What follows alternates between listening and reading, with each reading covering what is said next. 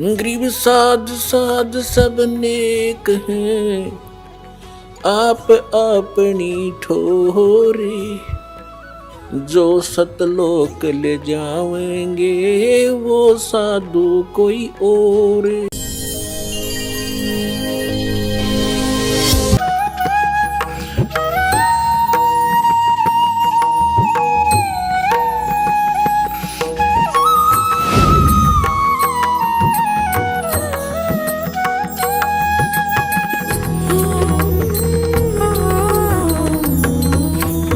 नाम धरे जगदीश, जैसे राजा व्यक्तियों में मालिक बन गया, उनका जगदीश बन गया, उनका मालिक बन गया, उसको नरेश कहते हैं। नरेश, नर जमा में ईश, नर जमा ईश, नरेश यानी मनुष्यों का मालिक, मनुष्यों का भगवान। पति अपनी पत्नी का मालिक हो गया, इसलिए वो जगदीश बन गया पत्नी का। तो यहाँ कहते हैं नेबल सबल को जान के तगड़े को भगवान कहने लगे, सबको जो ठाडा दिखे वो भगवान। नेबल सबल को जाने के नाम धरा जगदीश, कहे कबीर जन्म में मरे उनको धरू ना शीश। ये ब्रह्मा विष्णु महेश, ये तो जन्म मरने वाले भगवान हैं, इनको मैं नमस्कार भी ना करूं। ठीक है, इनकी जितनी शक्ति है इनका लाभ अवश्य लेंगे, पर ये हमारे पूज्य नहीं हो सकते और दुश्मन भी नहीं हो सकते, क्योंकि हम तो कीड़ी को भी दुख नहीं दे सकते, हम किसी की निंदा नहीं कर सकते, हम तो एक तुच्छ जीव जानकर अपने आप को यहाँ पर अपना, जैसे हम जो शुरू में नाम देते हैं, हम ये प्राथमिक पढ़ाई कराते हैं जिसमें ब्रह्मा विष्णु महेश, माता शेरा वाली और अपने कबीर भगवान की एक सामूहिक भक्ति देते हैं। तो यहाँ असमंजस में पड़ जाते होगे आप लोग, कहते हैं कबीर साहब तो कहते हैं एक ही साधे सब सदे, सब साधे सब जाए। तो एक ही साधना तो नहीं बनी, 5-6 दे दिया आपने तो मंत्र हमें। यहाँ आपने सोचना होगा थोड़ा, जैसे जो पति भरता पति से राती आन पुरुष नहीं भावे, जैसे पति भरता होती है पत्नी, उसमें उस सामूहिक परिवार में जेठ भी होता है, जेठानी भी होती है, देवर भी होता है, देवरानी भी होती है, और अन्य ननंद भी होती है।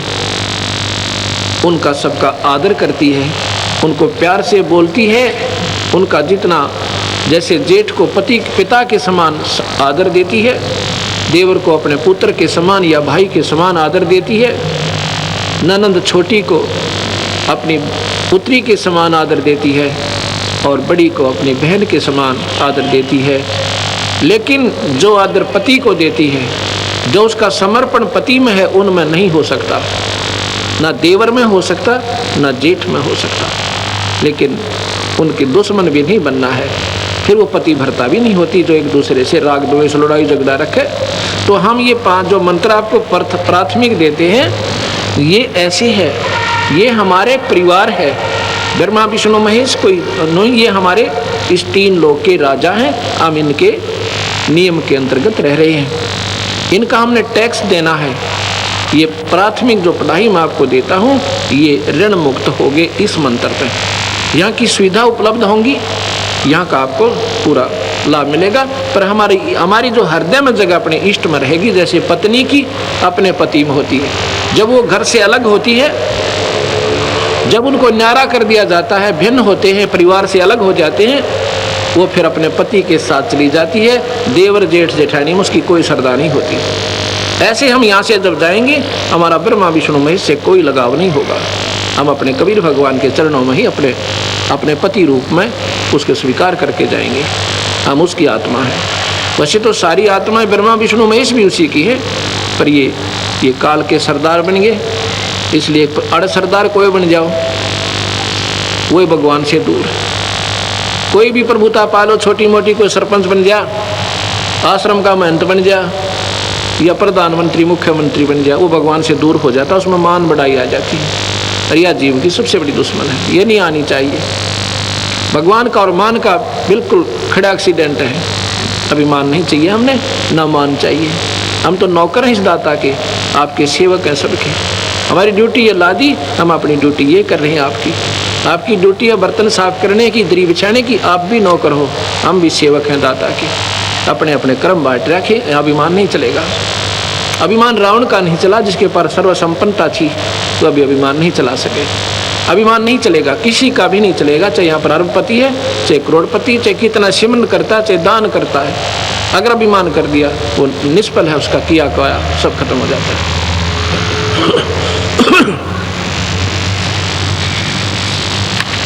आगे बताते हैं, आपकी बात बड़ी करते हैं सतगुरु, क्योंकि नादान लोग नहीं मानते कि कबीर साहब ने पुल बनवाया था। आपकी बात बड़ी कर देते हैं। आपने उनको भगवान क्यों माना? क्योंकि उन्होंने पुल बांध दिया समुद्र पे।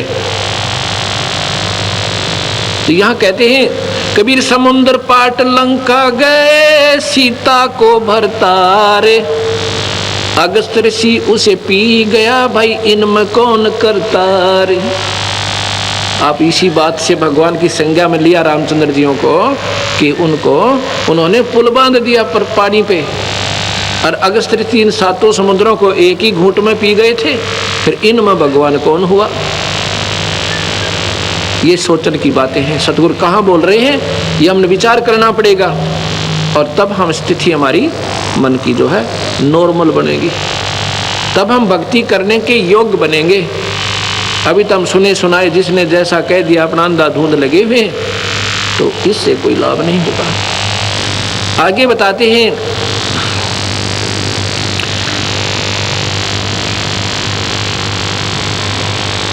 गिरवर धारो कृष्ण जी, द्रोणागिरी हनुमंत।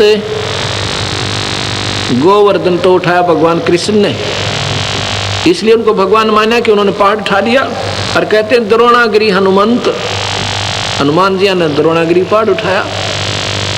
और कहते हैं शेष नाग सारी सृष्टि उठा रहा, इनमें कौन भगवंत? अगर आप ये पहाड़ के ठाल लेने मात्र से उनको भगवान की संज्ञा में लेते हो, भगवान कृष्ण को, तो हनुमान जी ने पहाड़ उठाया द्रोणागिरी, उन्होंने गोवर्धन उठाया था। और तुम्हारे शास्त्र कहते हैं, नादान शास्त्र वो अल्पज्ञ लोग हैं जो कहते हैं कि शेष नाग के ऊपर सारी पृथ्वी धरी है, सारा ब्रह्मांड रखा है। गरीबदास जी महाराज जो कबीर साहब के ज्यों के त्यों मार्गदर्शक रहे हैं, कहते हैं, कूर्म ऊपर शेष है, शेष शीश पर धौल, दौल धरतरी ले रहा या पड़ी ज्ञान की रोल। क्या बताते हैं ये अनजान लोग शास्त्रों वाले? कहते हैं नीचे एक कछुआ है, कछुआ कूर्म, उसके ऊपर कहते हैं एक शेष नाग पर है, और शेष के सिर पे एक बैल खड़ा है। बैल के कहते हैं 1.5 सींग है। जब ये पृथ्वी में भूकंप आता था ना, कहते हैं वो अपने सींग को चेंज करता है बैल, और तब ये कंपन आती है, भूकंप आता है। उसका 1.5 सींग है, एक छोटा एक बड़ा बैल का, उस पे रखता है तो कहते हैं भूकंप आता है। और ये सारी ऐसे पृथ्वी रोक रखी है, बंदी छोड़। कहते हैं ये तुम्हारी भूल भुलैया है, अल्प ज्ञान है आपका, ये सही बात नहीं है। कहते हैं गरीबदास जी, कूर्म किसके आश्रय वो कौन शरण है शेष, ये बटक बीज विस्तार है कोई समझे ज्ञान नरेश। फिर वो कूर्म किस चीज पे है भाई? कूर्म से शुरू कर दिया तुमने कि कूर्म के ऊपर शेषनाग, शेषनाग के ऊपर एक बैल, बैल पर या सॉरी ब्रह्मांड रखा। वो कूर्म किस चीज पर टिका हुआ है भाई? वो भी तो बता दो। अर्थात ये कोई ज्ञान ज्ञान नहीं तुम्हें, ये क्या है? सतगुरु आगे जवाब देते हैं, ये बटक बीज विस्तार है कोई समझे ज्ञान नरेश, यानी पूर्ण ज्ञानी ही इसका आपको मार्गदर्शन कर सकता है, आपको बता सकता है वो क्या है। ये गलत भी नहीं है शास्त्र, पर समझन की कमी रही। धर्मदासियों ने पूछा, ही सतगुरु क्या यह वेद और कतेब गलत है, झूठ है? अक नहीं, वेद कतेब झूठे ना भाई, और नहीं समझे झूठे हैं भाई। जिनको समझे नहीं वो झूठे, उनको सही ज्ञान नहीं था। ये क्या है,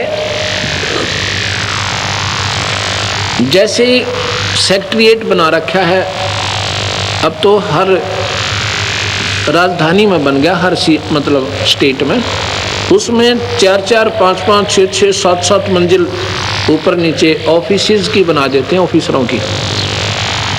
ऐसे उस मंजिल में कोई गांव का व्यक्ति जाता है, उसने कोई कार्य है, उसको कहते हैं ये सेक्रेटरी से दस्तखत करवा के लाओ, नीचे जाओ।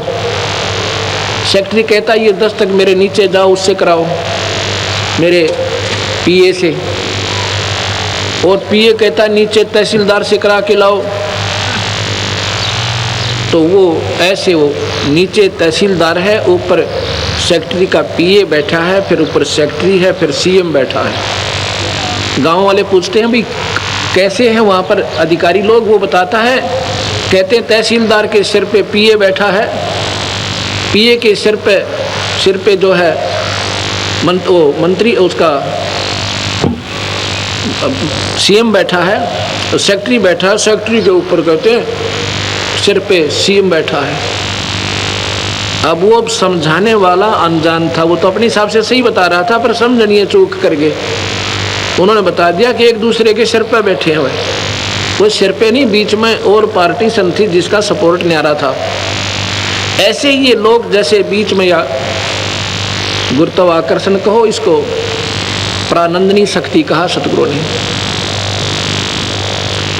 इसकी शक्ति के आधार से ये न्यारे न्यारे पार्टीशंस हैं और अपने अपने स्थान पर ये टिके हुए हैं, ये ईश्वरीय शक्ति से रुके हुए हैं। यहाँ कहते हैं इनको कोई जानकारी समझे, बटक बीज विस्तार है, कोई समझे ज्ञान नरेश। एक वट वृक्ष होता है, वहाँ जड़ से चलती है, लंबा टाला पहुँच जाता है, मनमाना 100 फुट लंबा, 50 फुट लंबा, वो वहाँ टहनियाँ भी नीचे को आ जाती हैं। वो कि ये कहाँ पे रुका हुआ है, ये रोकने वाली एक मूल और है पेड़ जो जिसको सबको रोके हुए है। ऐसे ये शक्ति सतगुरु की ये सारे ब्रह्मांडों को रोके हुए है। ये कबीर भगवान की शक्ति है जो सबको रोके हुए है।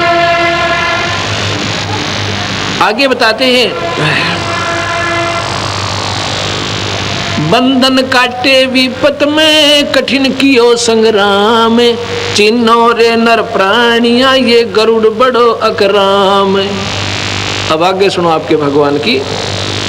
कहते हैं एक बार एक संत ऋषि ने, एक ने साधना कर रखी थी नाग देवता की। उसने कहते हैं नाग फांस एक उसको शस्त्र दे दिया था।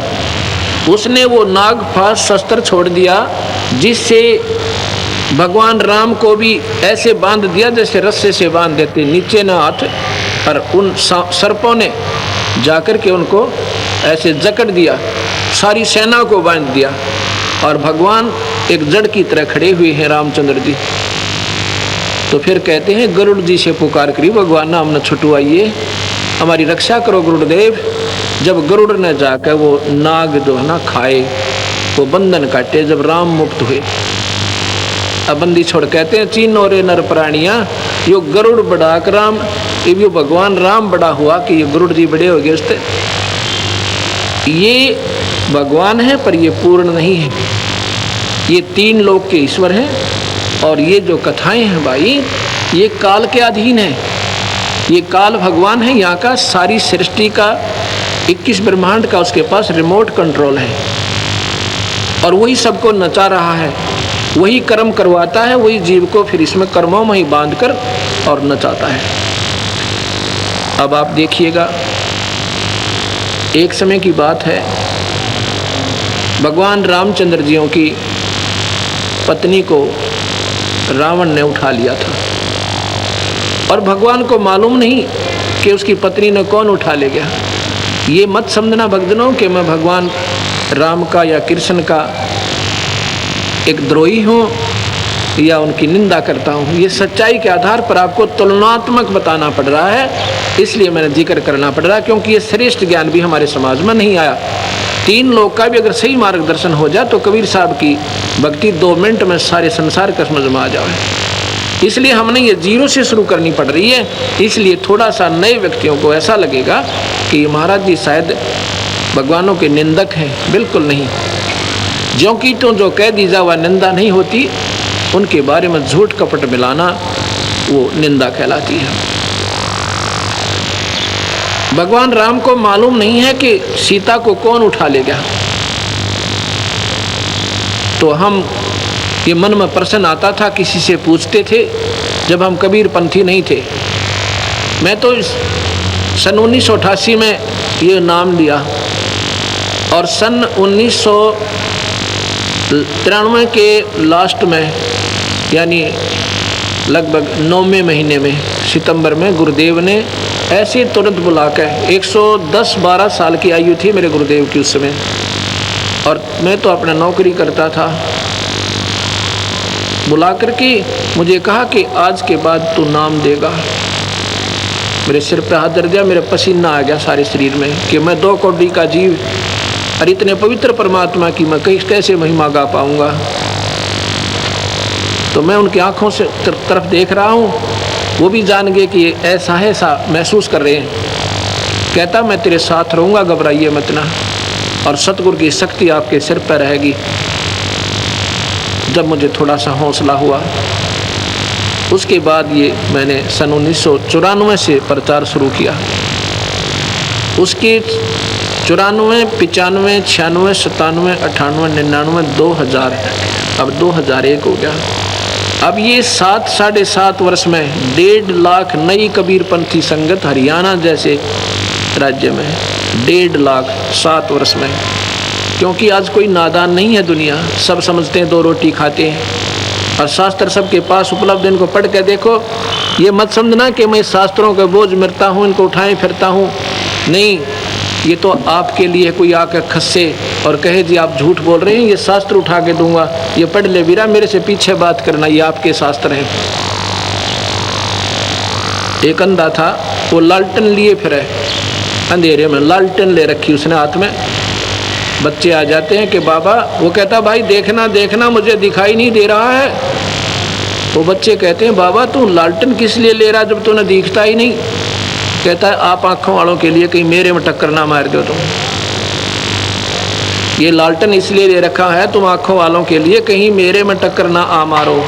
ये लालटेन रखी है मैंने, कोई मेरे से ना खस्से, इनको पढ़ो, अपनी चांदना हो जाएगा अपने आप ही। तो प्रसंग जो चल रहा था, भगवान राम जो है हाहाकार मचा रहे हैं, पक्षियों से पशुओं से पूछ रहे हैं मेरी सीता देखी, मेरी सीता देखी।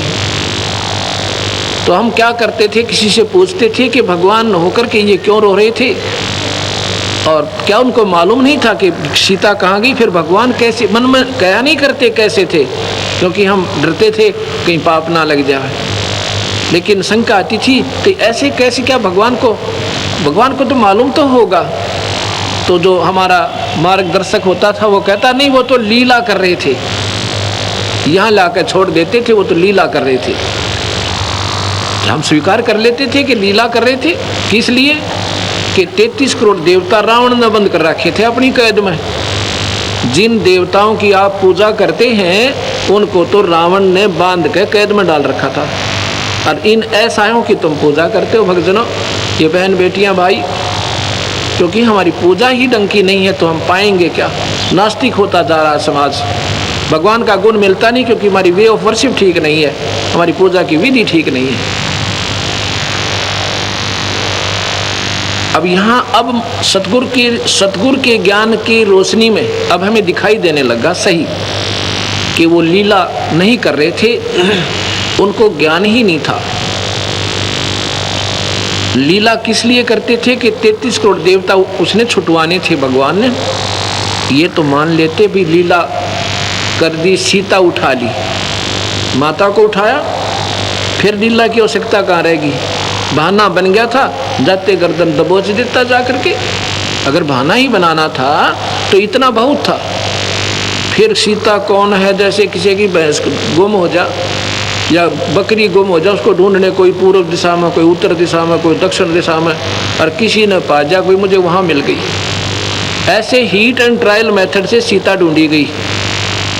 हनुमान जी छलांग लगा के समुद्र पार कर गए, वहाँ सीता को ढूंढा और खोज के जब राम जी को बताया ये लीला नहीं थी, ये तो मजबूरी थी, उन्हें ज्ञान ही नहीं था। इतना समय नहीं लगाते लीला में, पत्नी को तो और उठा ले जा, वहाँ लीला करता रहे पीछे से भगवान या कोई भी पति। वो भगवान ऐसा है थे क्योंकि इस काल के हाथ में रिमोट कंट्रोल है।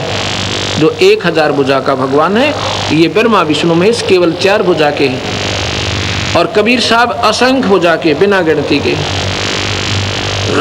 4 भुजा का प्रतीक समझो 4 हॉर्स पावर, ये 4 हॉर्स पावर के समझो। इनकी माता है वो 8 हॉर्स पावर की है, उसकी 8 भुजा है। इनके पिता हैं 1000 हॉर्स पावर के, समझ लो। एक कंपेरेटिव एग्जाम देता हूँ आपको, एग्जाम्पल देता हूँ। और कबीर साहब पावर हाउस समझो, वो थर्मल प्लांट जहाँ से बिजली मैन्युफैक्चर होती है, बनती है। असंख्य भुजा है उस मालिक के, जहाँ से सारी शक्तियाँ बाहर आती हैं। उधर से भगवान शिव जी और पार्वती जी ऊपर से देख रहे हैं। पार्वती कहती है इस व्यक्ति को क्या दुख है, हे तरन तारण। तो भगवान शिव कहता है ये व्यक्ति नहीं है, ये भगवान है। वह कहती ये कैसा भगवान जब रो रहा है, मैं तो इसकी परीक्षा लूंगी। ये भगवान शिव कहते हैं तू नहीं जानती पार्वती, सती तो नहीं जानती देवी, मैं जानता हूँ। ये विष्णु अवतार हैं और इनकी पत्नी उठा ली किसी ने, ये उसकी तलाश के उसके वियोग में रो रही हैं। तो पार्वती कहती है, वो देवी कहती है फिर भगवान रोता क्यों है, मैं इसकी परीक्षा लूंगी। तो शिव जी कहते हैं परीक्षा मत लेना। वो कहती अच्छा नहीं लूंगी। थोड़ी सी देर के बाद भगवान चले जाते हैं। भगवान आते हैं नीचे शिव जी और भगवान के चरण छूते हैं, प्रणाम करते हैं दोनों आपस में एक दूसरे को और चले जाते हैं। पार्वती सोचती है कि ये शिव जी भी भोलानाथ है, ये वैसे किसी के चरण छू लेता है। ये तो ऐसे दशरथ पुत्र है, राजा का लड़का है, वियोग में रो रहा है। भगवान शिव अपना घूमने चले जाते हैं। पार्वती पीछे से, वो देवी जी पीछे से सीता रूप बनाती है। सीता रूप बना के भगवान के सामने खड़ी हो जाती है। उस समय भगवान राम कहते हैं हे दक्ष पुत्री माया, हे दक्ष की बेटी। तो भगवान ने कि कहाँ छोड़ आई शिव जी को, अकेली कैसे आ गई। तब वो कहती हो आप तो ठीक ही आपको प्रणाम कर रहे थे भगवान शिव जी, आप तो वाकई भगवान हो। अब यहाँ सोचने की बात है भक्तजनों, अब तो सीता, उसने पहचान लिया कि सीता नहीं है, ये तो पार्वती है।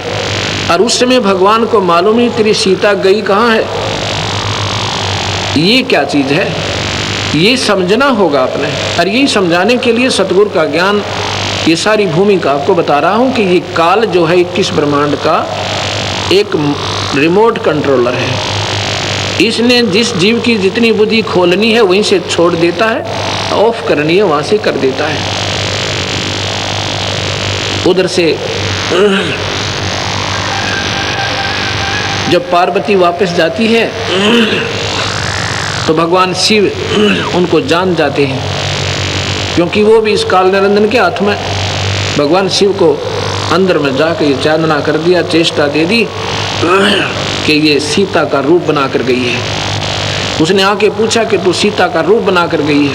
वो हंसने लग जाती है कि नहीं मैंने कोई परीक्षा नहीं ली। तो भगवान शिव ने पार्वती को हृदय से उतार दिया, उसको पत्नी रूप में स्वीकार नहीं किया।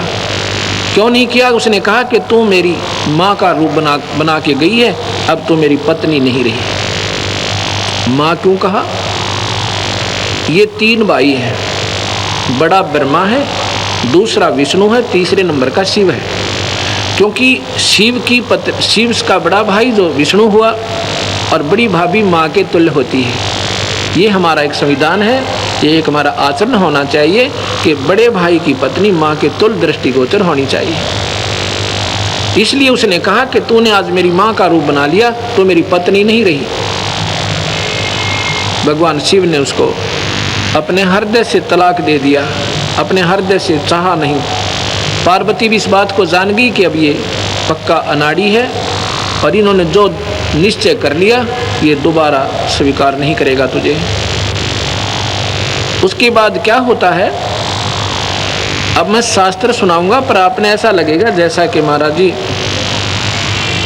क्योंकि शास्त्रों के सुनाए बिना हमें, जैसे मैं बताऊं कि SHO जो थानेदार होता है, अब थानेदार ने कोई सोचा कि सुप्रीम पावर है, सारे जिले का मालिक है, और मैं कहूँ नहीं भैया नहीं, ये तो इसका कर्म, इसकी क्रिया ही न्यारी है, ये तो एक सुरक्षा का प्रतीक है और इसका कुछ सीमित क्षेत्र है, ये ज़्यादा नहीं है। उसका जो पुजारी है वो महसूस कर सकता है, जिसने नहीं ज्ञान, क्योंकि वो तो उसने बहुत बड़ा शक्तिशाली मान रहा था। लेकिन वो थानेदार को थानेदार कहना कोई निंदा नहीं है, DC को DC बताना, तहसीलदार को तहसीलदार बताना कोई निंदा नहीं। कोई नादान उनको प्रधानमंत्री माने बैठा हो तो उसकी गलती है कि वो गलत सोच रहा था।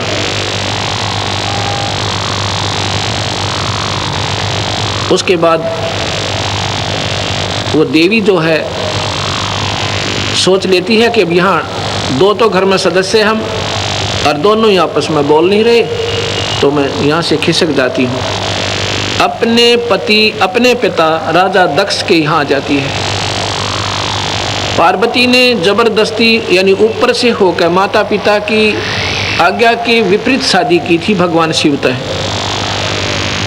क्योंकि उसके पिता राजा दक्ष कहते थे कि मैं इस शिव का शादी नहीं करूँगा अपनी बेटी की, क्योंकि ये तो गले में सर्प रखता है, राख लपेटे रहता है, इसको मैं शादी नहीं करूँगा।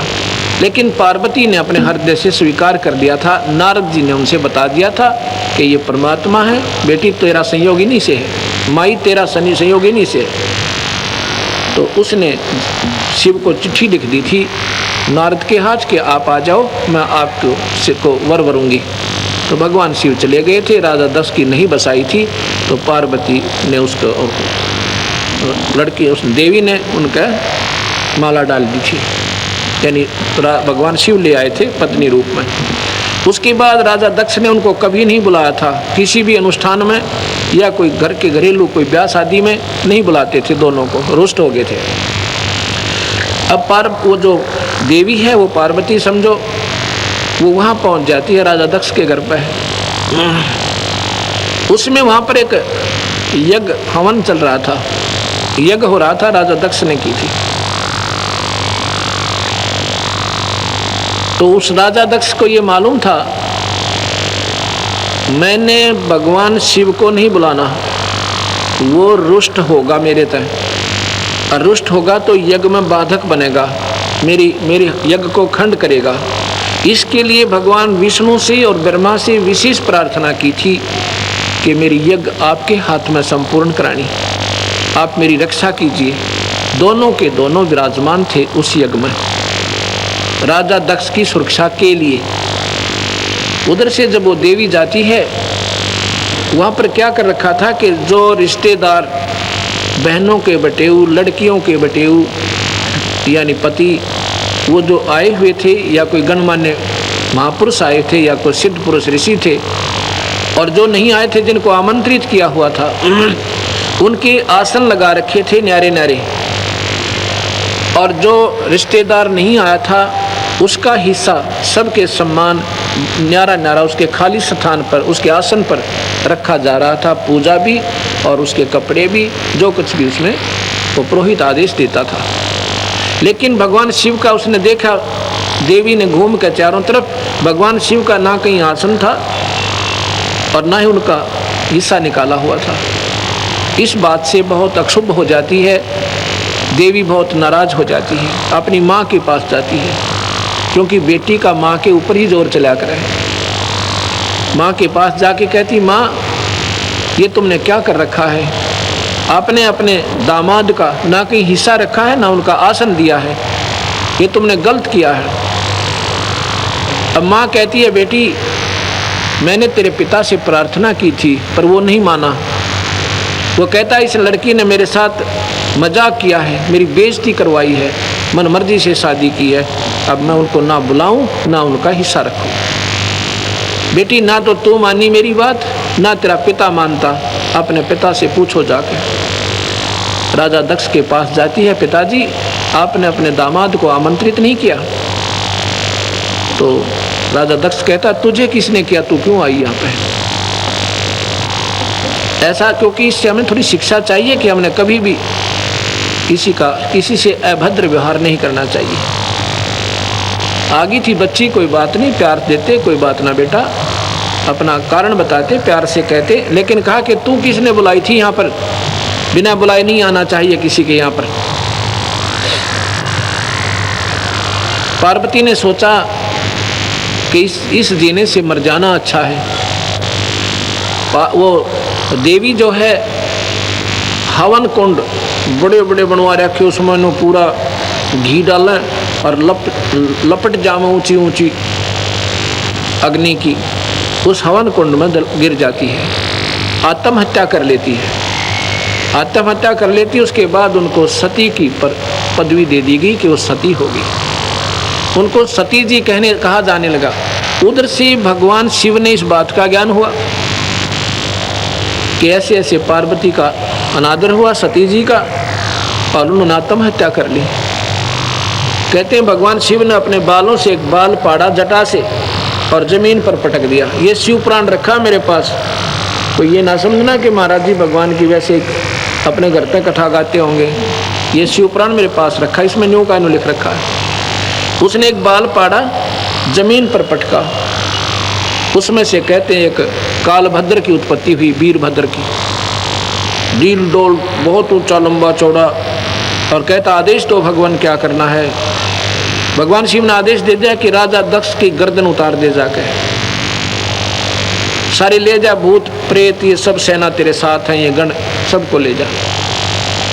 अब सबको लेकर वीरभद्र चल पड़ता है। राजा दक्ष के सभा में इस बात का ज्ञान हो जाता है कि वीरभद्र आ रहा पूरी सेना लेकर और तबाह मचा देगा। सब राजा लोग खिसक जाते हैं, चले जाते हैं। भगवान ब्रह्मा भी और विष्णु भी वहां से चलने की तैयारी करते हैं। उस समय राजा दक्ष कहता है, ब्रह्मा और विष्णु तो प्रार्थना करते हैं कि भगवान मैंने आपकी आड़ लेकर, आपकी ओट लेके, आपका सहारा लेकर मैंने यज्ञ शुरू किया था, आप तो मत जाओ, आप तो मेरी रक्षा करो। ब्रह्मा कहता नहीं भैया नहीं, वीरभद्र के सामने कौन अपना सिर कटवावे, हम नहीं रुकते। ब्रह्मा तो चले गए, कहते भगवान विष्णु रुक जाते हैं काफी आग्रह करने से। तो वहां क्या होता है, वीरभद्र आ जाता है, विष्णु जी की और वीरभद्र का आमना सामना हो जाता है।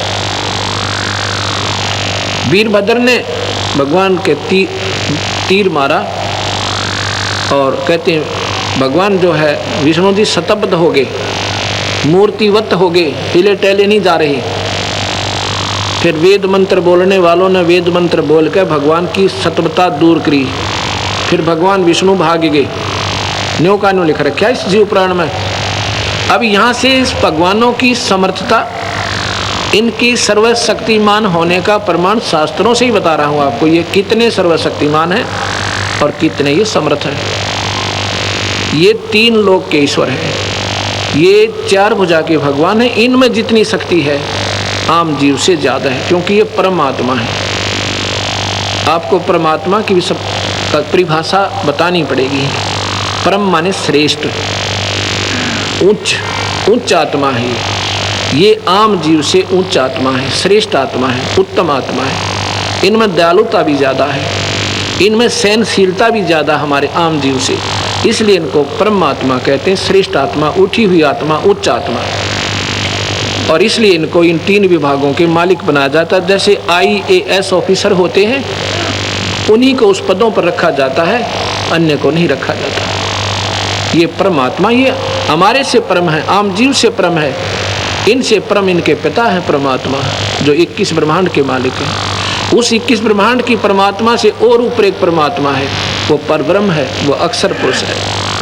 अक्षर पुरुष से ऊपर भी एक और परमात्मा है, इनसे भी श्रेष्ठ आत्मा है, वो कबीर भगवान है, जो सब परमात्माओं के परमात्मा है।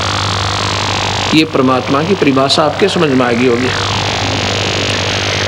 तो भगवान वीरभद्र जो है आगे जाके, भगवान तो भाग गए, वीरभद्र ने राजा दक्ष की गर्दन काट दी। ऋषियों ने प्रार्थना की, शिव जी के पास जाके आपके ससुर को जीवित कर दो। हाहाकार मच गई। कहते हैं जाओ एक बकरे का, किसी भी प्राणी का सिर ले आओ काट के। बकरे का सिर काट लाए भगवान शिव ने और राजा दक्ष की गर्दन पर जोड़ दिया। ऊपर से मुंह बकरे का हो गया और जीवित हो गया राजा दक्ष। फिर जाकर के भगवान ने पार्वती को ढूंढा, कहाँ है वो जली हुई।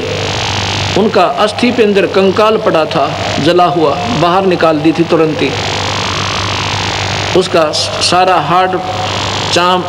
सारा चाम और मांस जल चुका था, केवल हाड बकाई थे, बोन्स बकाया थी, केवल हड्डियां थी। उस अस्थि पिंजर को शिवजी पार्वती समझ के इतना उसके अंदर मोह उत्पन्न हो गया, इतना मोह उत्पन्न हो गया कि अंधा हो गया।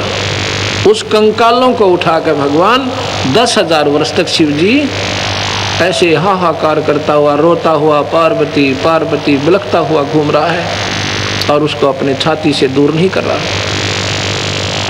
अब यहाँ सतगुरु महाराज कहते हैं इस काल भगवान ने ये 5 विकार जीव का लगा रखे हैं, काम, क्रोध, मोह, लोभ और अहंकार। कामदेव है विषय वासना, जो संतान उत्पत्ति होती है जिससे, उसको काम कहते हैं, सेक्स जिसे कहते हैं। इसमें 10,000 हाथियों जितनी ताकत है, 10,000 एलिफेंट पावर। और फिर उसके बाद क्रोध, इसमें 15,000 हाथियों जितनी ताकत है।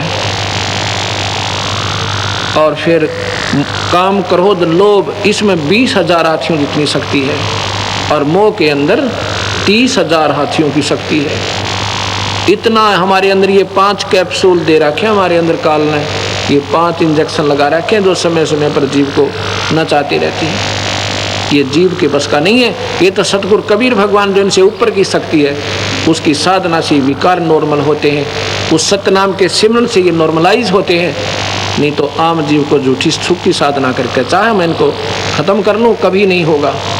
ये प्रमाण मैं इसलिए दे रहा हूँ, इसमें कई आपको प्रश्न आपके सुलझेंगे। तो जी फिर देखा भगवान ने, विष्णु जी ने, कि भगवान शिव तो कति अंधे हो गए, इनको कंकाल नजर नहीं आ रहे, इनको पार्वती नजर आ रही है, इनका मोह भंग किया जाए। भगवान ने सुदर्शन चक्र छोड़ा और उसके अस्थि पंजर खंडा दिए। आंख पड़ी हुआ नैना देवी, डर पड़ा हुआ वैष्णो देवी, ये मंदिर बना दिए बाद में। उन मंदिरों में वो शक्ति नहीं है। यही तो हमारी भूल है कि हम भगवान ने जिन चीज़ों को मना किया और उनको हम बढ़ावा देते जा रहे हैं। भगवान ने मूर्ति पूजा बंद की और मंदिर नहीं बनवाए। हमें मंदिर की आवश्यकता नहीं, ये हमारा मंदिर है जो शरीर के अंदर बना हुआ है। एक भक्तजन कहने लगा कि आप मूर्ति को प्रणाम करते हो और कहते हो मूर्ति की पूजा मत करो, आप स्वयं मूर्ति पूजक हो। अब उस नादान ने कौन समझावा, क्योंकि वो बेचारा, उन्हें ज्ञान ही इतना मिला हुआ है पूजा क्या चीज़ है और प्रणाम क्या चीज़ है। Pranam is the part of the puja, ये पूजा नहीं है। ओनली रिगार्ड अपने इष्ट को। अब हम अपने इस मन पापी अहंकार रूपी राक्षस को मारने के लिए कि हमारे सामने स्वरूप सतगुरु का है, नमन कर दिया, ओनली रिगार्ड दिया, पूजा नहीं की। पूजा की बहुत लंबी चौड़ी व्याख्या है।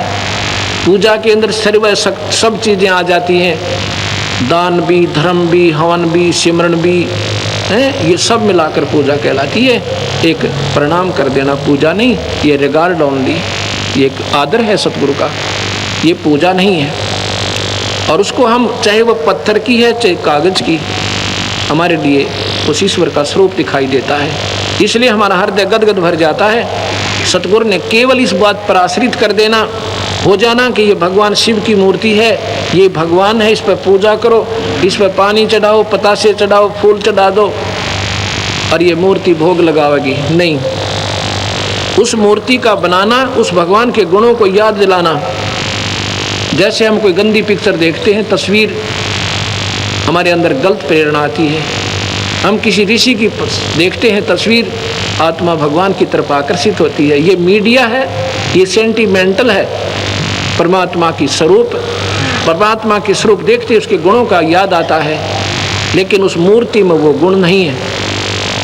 इसलिए इसको अपूज्य भी बताया है। अपूज्य क्यों करे कि केवल मूर्ति पर जल चढ़ाना, उसी की आरती उतारना, उसी पर सब कुछ सीमित हो जाना, ये पूजा नहीं है।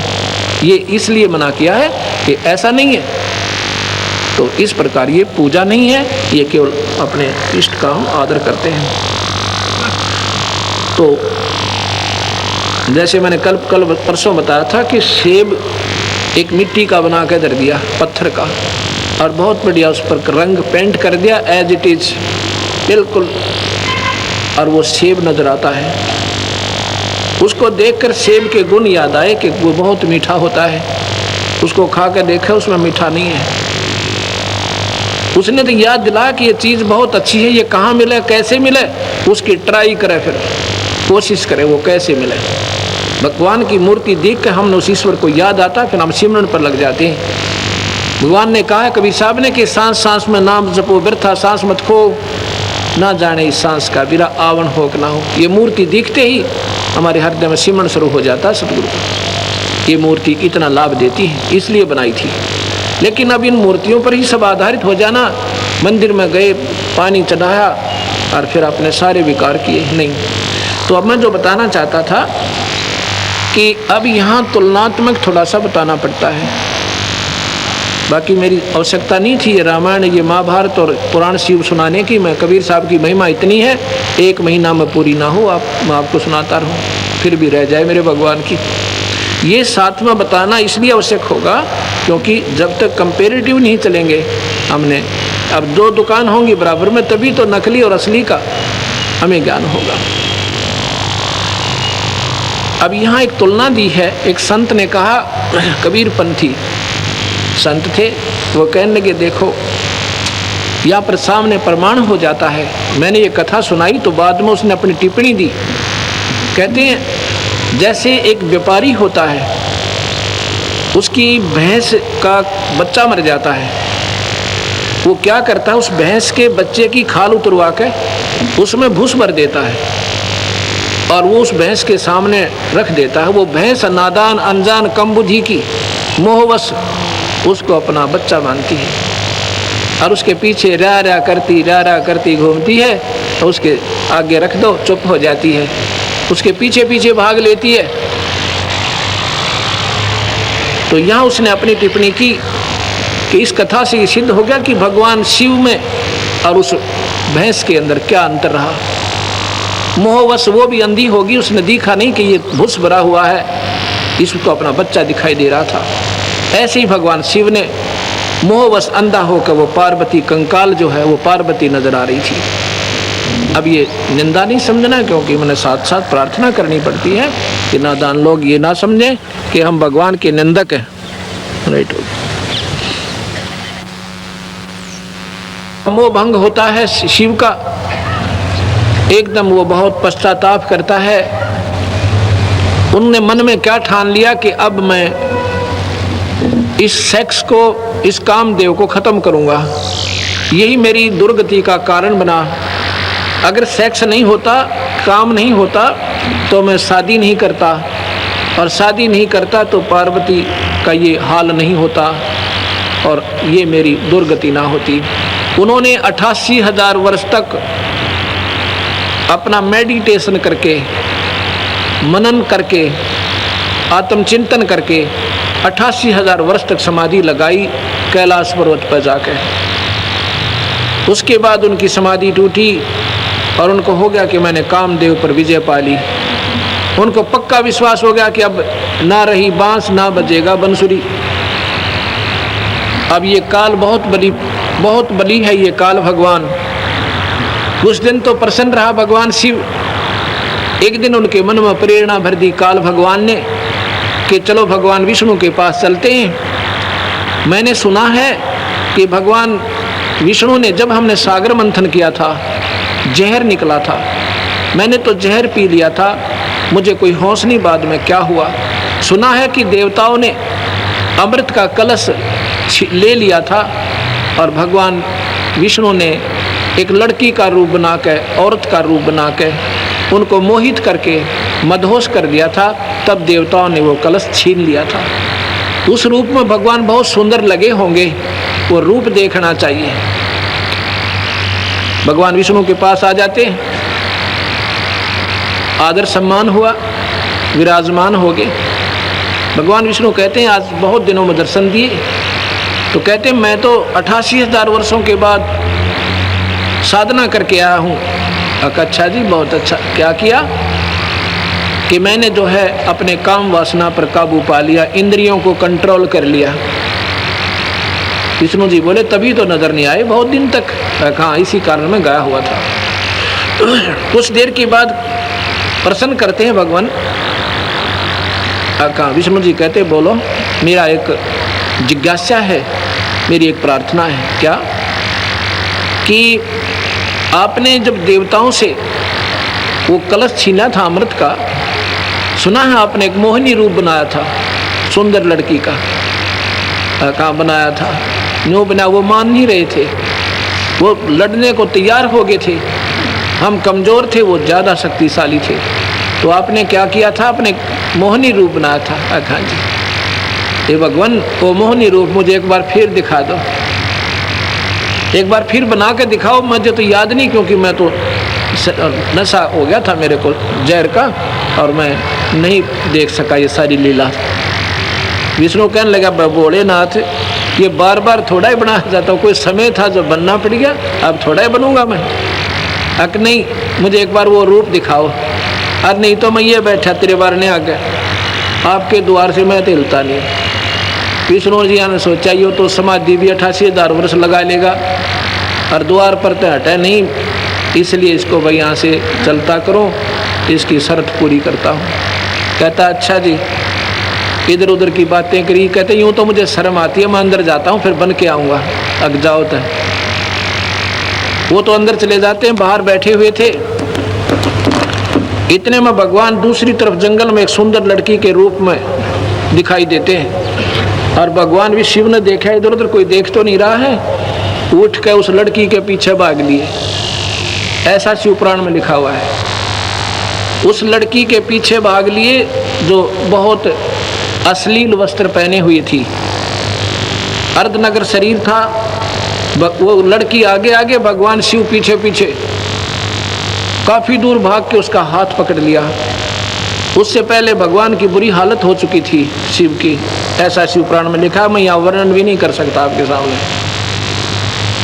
और जब हाथ पकड़ा तो भगवान विष्णु अपने स्वरूप में आ जाते हैं। उनका स्वरूप देखकर शिव जी कहते हैं तेरी लीला तू ही जाने है। विष्णु बोला तू कह रहा था मैंने 88,000 वर्ष हो गए और साधना कर ली, इंद्री जीत ली, क्यों पागल हो रहा बावड़े, इसमें कुछ ना दे रहा। ये काल बलि जो है इन सबको नचा रहा है। गरीबदास जी कहते हैं, कबीर साहब समझो गरीबदास इनकी एक ही, क्योंकि जो सतगुरु के शिष्य हैं वो उन्हीं की बोली बोला करते हैं। गरीबदास जी ने लिखा है कि सरंग भरंग कुरंग मतंग भरंग और सरंगा इंद्री पांच ठगो तिस अंगा।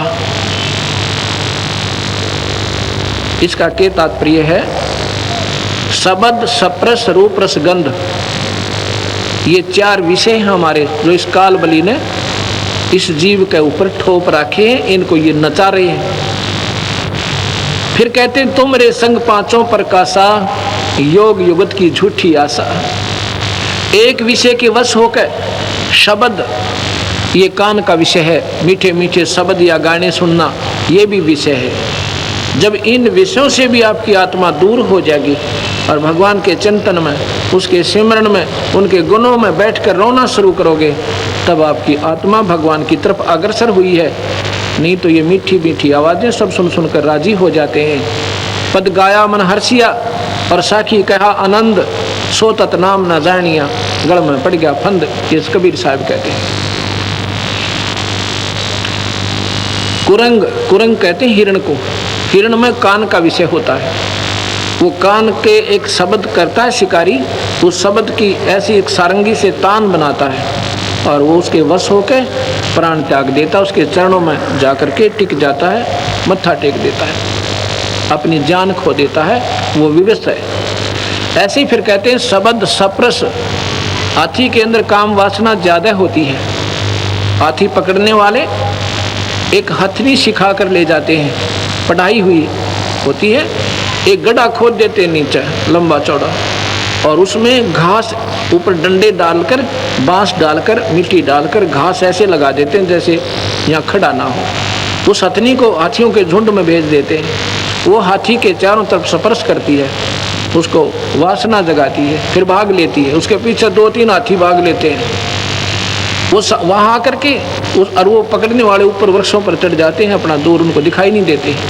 हाथी अंधे होकर भाग लेते हैं, हथनी उस स्थान को बाई काट कर जाती है, बाईपास करके, और सीधी फिर भाग लेती है। हाथी सीधे भागते हैं, वो सारे के सारे उस गड्ढे में गिर जाते हैं और फिर उनको नचाया जाता है, उसके वश हो गए। शब्द सप्रस रूप रस, रूप है जैसे आपने पतंगे देखे होंगे दीपक पर जलकर मर जाते हैं, उनमें विषय होता है, उनको वो रूप विषय विवश होते हैं। रस जो है भौरा, रस है मछली, मछली जो है जीभ के कारण विवश हो जाती है। मछली पकड़ने वाला एक मांस का टुकड़ा और एक हुक में डालता है, लोहे के हुक में, कांटा कहते हैं उसे, और पानी में छोड़ देता है। वो नादान उसको खाने के लिए मुंह लगाती है, वो खींच देता है, उसके ऊपर चल, उसके मुख में वो कांटा फंस जाता है और बाहर पटक देता उठा के, रस के कारण वो मर गई, जान खो दी। और गंध, भंवरा जो होता है फूल के ऊपर बैठ जाता है, जो बड़े फूल होते हैं उसमें इतना विवश हो जाता है, उस पर उठा नहीं जाता, और वो फूल बंद हो जाता है शाम को, वो 12 घंटे में मर जाता है, उठता नहीं। यहाँ गरीबदास जी कहते हैं कि तुमरे संग पांचों पर कासा, इस मनुष्य शरीर में काल ने ये पांचों ही लगा दिए कि कहीं ये भक्ति ना कर ले, कहीं इसका छुटकारा ना हो जाए। तुमरे संग पांचों पर कासा, योग युगत की झूठी आशा। अब भगवान शिव जैसे महापुरुष 88,000 मेडिटेशन मननशील, ये भी नहीं यहाँ से पीछा छुटवा सके। सतगुरु महाराज कहते हैं ये तुम्हारी झूठी आशा है। मैं बताता हूँ आपको, सतनाम देंगे हम। सतनाम है एक सांस का सिमरन, सांस उसांस सुमर कर उसके फिर ये खत्म हो जाते हैं, ये विकार नॉर्मलाइज हो जाते हैं, आपको याद भी नहीं आएंगे, ऐसी स्थिति में आप आ जाओगे। वो सिमरन सतनाम है। सतनाम के बाद फिर भक्ति के आप योग्य बनोगे, उसके बाद सार नाम दिया जाएगा, तब आपको उपलब्धि होगी। केवल सतनाम से भी जीव की मुक्ति नहीं है, सतनाम आपको भक्ति के योग्य करेगा, उस परमात्मा की प्राप्ति के योग्य होगे, और फिर परमात्मा प्राप्ति का सार नाम मिलेगा। जब जाके हमारे कबीर भगवान की पूरी पद्धति होती है, यानी भक्ति का जो मार्ग है पूरा प्रशस्त होता है। जैसे जमीन से पानी निकालना है, जमीन से पानी निकालना है, ट्यूबवेल लगाना है, हैंडपंप लगाना है, उसके लिए क्या होता है, एक या तो ड्रिल मशीन से या ऐसे बोकी के द्वारा लोहे का एक पाइप सा होता है, उसके माध्यम से बार बार ऐसे बोकी लगाई जाती है। ये सांस उसांस रूपी बोकी सतनाम से लगाई जाएगी। वो क्या करेगी, पानी तक पाइप को पहुंचा देगी। बस उस बोकी का काम है पानी तक पहुंचा दिया, पानी बाहर नहीं आया। उसके लिए फिर मशीन बांधनी होती है, हैंडपंप की नहरी, उसने फिर पानी बाहर किया। सतनाम आपको सतनाम आपको पार ब्रह्म के अंतिम छोर तक पहुंचा देगा। पार ब्रह्म के बाद हमने पूर्ण ब्रह्म के अंदर जाना है, वो लाभ लेना है, वो सार नाम रूपी हैंडपंप आपने और लेना होगा, जब वो पूर्ण प्राप्ति होगी। इनकम, क्योंकि नाम जो है सतगुरु ने, नाम का ही आसरा, शब्द के सहारे जीव जाएगा। कोई न सोचे कि वैसे ही हो जाएगा, ऐसा नहीं। सतगुरु ने कहा है कि सांस सांस में नाम जपो, इसलिए कोई जपने का नाम है और सांस के ही द्वारा है। उसी का प्रमाण गरीबदास जी ने दिया है, जो कबीर साहब ने डायरेक्ट उनको नाम दिया था।